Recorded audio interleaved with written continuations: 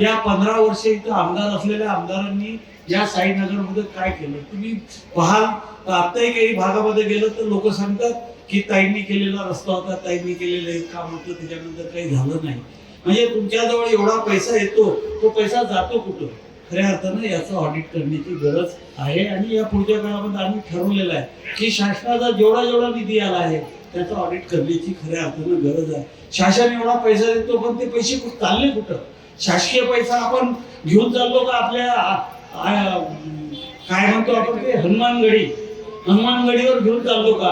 हे तपासण्याची गरज आहे. खऱ्या अर्थानं सांगतो मी खोटं कधीच बोलणार नाही. जे मला जाणवलेलं आहे त्याच्यातून मी सांगतो. आणि हा असा विकास खुंटू शकत नाही, कारण की तुमचे आमदार जे आहेत ते सातत्यानं 15 वर्ष म्हणजे पहिले 15 वर्ष आता प्रत्येक वेळेस सत्तेत राहिले. इकडून उडी तिकडे, तिकडून उडी इकडे, सत्तेत राहिले. सत्तेत असताना विकासासाठी पैसा भेटतो, मग तो पैसा जातो कुठं?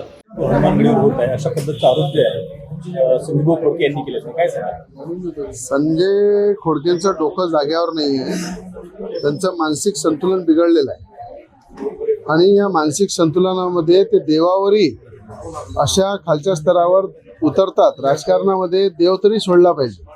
बजरंगबली इष्टदेव आहे, सगळ्यांच्या हृदयामध्ये संकट मोचक आहे. आणि बजरंगबलीच्या तीर्थक्षेत्रावर अशा प्रकारची टिप्पणी करणं म्हणजे मला असं वाटते संजय खोडकेचं पूर्ण मानसिक संतुलन बिघडलेलं आहे. त्यांना मेंटल हॉस्पिटलमध्ये त्या ठिकाणी ट्रीटमेंट घेण्याची गरज आहे.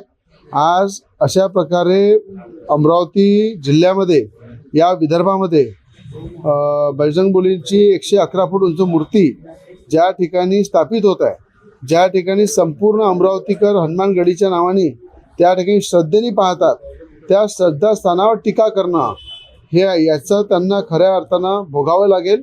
बजरंगबली भगवंताला जर अशा प्रकारचं वक्तव्य करून राजकारण करत असेल तर येणाऱ्या महानगरपालिकेमध्ये या घडीचा काटा उलटा चालेल, अशा प्रकारचे संकेत मी देत आहे.